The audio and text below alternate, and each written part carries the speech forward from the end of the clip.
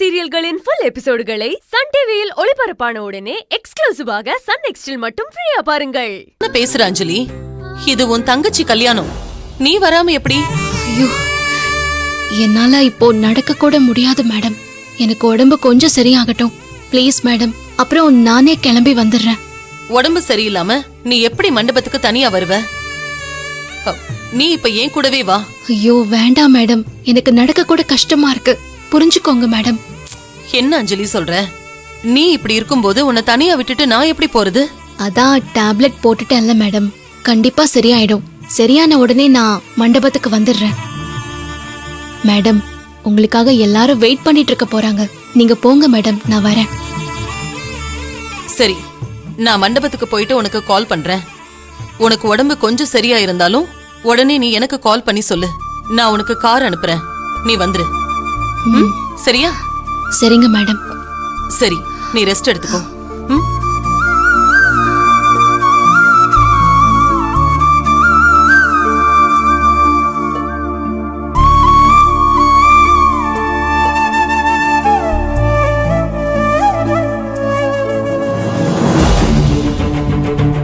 என்ன அந்த டிராமாக்காரிய கூட்டிட்டு வரேன்னு சொல்லிட்டு நாட்டாம போச்சு, இப்ப அது மட்டும் தனியா திரும்பி வருது. என்னக்கா? என்ன நீங்க மட்டும் வரீங்க? எங்க அந்த மகாராணி? அஞ்சலிக்கு உடம்பு சரியில்லை, அவ வரலன்னுட்டா. அப்பா, ரொம்ப சந்தோஷம். அவளுக்கு பயங்கரமா ஜுரம் அடிக்குது. என்னக்கா சொல்ற? ஜுரமாக்கா? என்னக்கா சொல்ற? நீங்க எங்க இவ்வளவு பதறீங்க? நம்ம வீட்டுல வேலை செய்யற பொண்ணு இருந்தாலும் உடம்பு சரியில்லைன்னா விட்டுற முடியுமா குணா? இரு, நான் போய் பார்த்துட்டு வந்துடுறேன். போங்க போங்க, போய் தூக்கி மடியில வச்சு புட்டி பால் கொடுத்து தூங்க வச்சுட்டு வாங்க. என்ன குணா இப்படி பேசிட்டு இருக்க? அட பின்ன என்ன அண்ணி, எதுக்கு தான் இவர் எப்ப பார்த்தாலும் அவளை தலையில தூக்கி வச்சுக்கிட்டு ஆடுறாரோ எனக்கு ஒண்ணுமே புரியல. நீ வா பத்மா.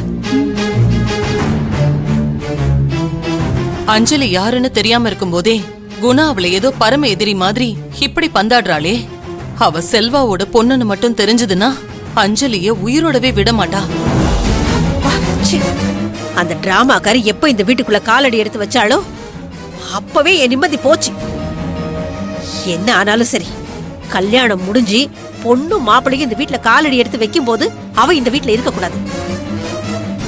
அதே மாதிரி கல்யாணம் முடிஞ்ச கையோட அந்த நாட்டாமையை எப்படியாவது பார்சல் பண்ணி இந்த வீட்டை விட்டு அனுப்பிச்சு வச்சிருவேன்.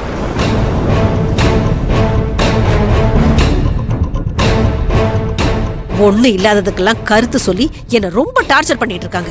ஆமாக்கா, அந்த டிராமாக்காரி நம்மள ஒரு பக்கம் படுத்துறானா, இன்னொரு பக்கம் அந்த நாட்டாம நம்மள பாடா படுத்துது. நம்ம நிம்மதியும் போய் நம்ம பிள்ளைங்க நிம்மதியும் போய் ஒரு நிமிஷம் கூட நம்மளால நிம்மதியாவே இருக்க முடியல. இந்த கல்யாணம் மட்டும் நல்லபடியா முடியட்டும், அப்புறம் பாரு நான் யாருன்னு காட்டுறேன். அத அந்த நாட்டாம முன்னாடியே சொல்லிருக்கலாம்ல.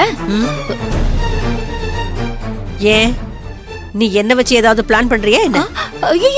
இல்லக்கா. வா அஞ்சலி, என்னமாச்சு?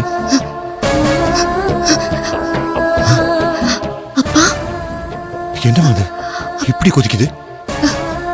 நீ முதல்ல வாமா, ஹாஸ்பிட்டல் போலாம். இல்ல வேண்டாம். என்னம்மா நீ இப்படி ஜுரம் அடிக்குது, ஹாஸ்பிட்டல் போலான்னு சொன்னா வேணான்னு சொல்ற? ஏன்? நான் ஏற்கனவே டேப்லெட் போட்டுட்டேன் சார், தானா சரியாயிடும். என்ன டேப்லெட்மா போட்ட? வீட்ல டேப்லெட் இருந்துச்சு, அதை நான் போட்டுட்டேன் சார். இந்த மாதிரி சமயத்துல டாக்டர்கிட்ட கன்சல்ட் பண்ணாம கண்ட டேப்லெட்லாம் போடக்கூடாதுமா. நீ வா, முதல்ல டாக்டர் போய் பார்க்கலாம். நீங்க போங்க சார், எனக்கு சரியாயிடும். நீங்க போங்க சார்.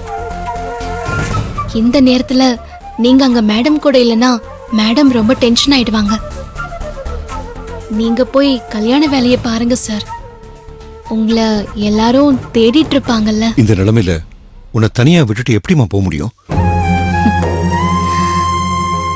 சார், நான் இப்போ உங்களோட அங்க வந்தா கல்யாணத்துல வந்து எந்த மனநிலையில நாங்க இருக்கிறது சார்? என்னோட புருஷனுக்கே இன்னொரு கல்யாணம் பண்ணி வைக்கிற ஒரே பொண்டாட்டி, அது நானா தான் சார் இருப்பேன். அத பாக்குற சக்தி எனக்கு இல்ல சார். அதனால நாங்க வரக்கூடாதுன்னு நினைக்கிறேன். ப்ளீஸ் சார், புரிஞ்சுக்கங்க.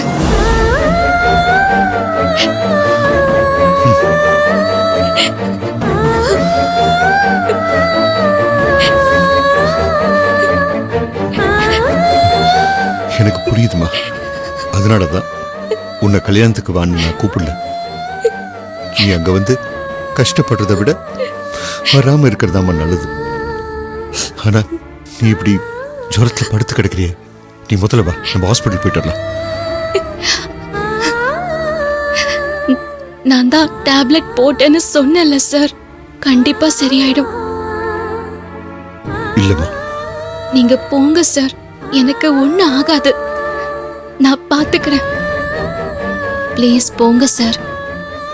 உங்களை அங்க தேட போறாங்க. ப்ளீஸ் போங்க சார்.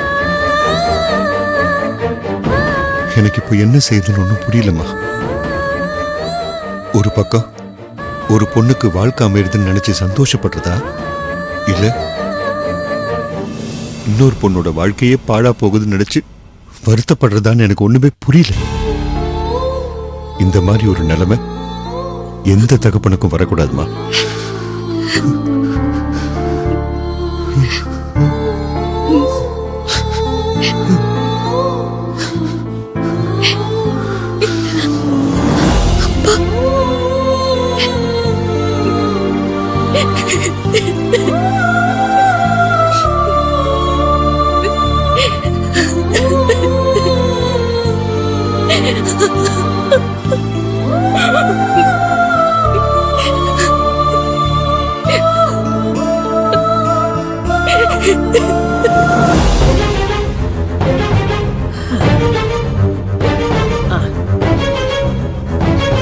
என்னங்க, தாலாட்டு பாடி அவளை தூங்க வச்சிட்டீங்களா? முறைச்சதெல்லாம் போதும், டைம் ஆயிடுச்சு, வாங்க கிளம்பலாம். என்ன செல்வா, அஞ்சலி என்ன சொன்னா? ஹாஸ்பிட்டல் கூப்பிட்டக்கா, வரலன்னு சொல்லிட்டேன். நானும் ஹாஸ்பிட்டலுக்கு போலாம் வான்னு கூப்பிட்டேன் செல்வா. டேப்லெட் போட்டுட்டேன், சரியா போயிடும்னு சொல்லிட்டா. சரி வாங்க கிளம்பலாம். அக்கா, சம்மந்தி வீட்டுல கிளம்பிட்டாங்களான்னு ஃபோன் பண்ணி கேட்டியா? ஐயோ, இருக்கிற டென்ஷன்ல அதை மறந்துட்டேன் பாரு. இரு, ஒரு ஃபோன் பண்ணுவோம்.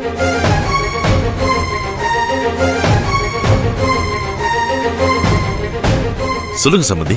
என்ன சம்மந்தி, மண்டபத்துக்கு கிளம்பிட்டீங்களா? இன்னும் ஒரு 10 நிமிஷத்துல கிளம்பிடுவோம் சம்மந்தி.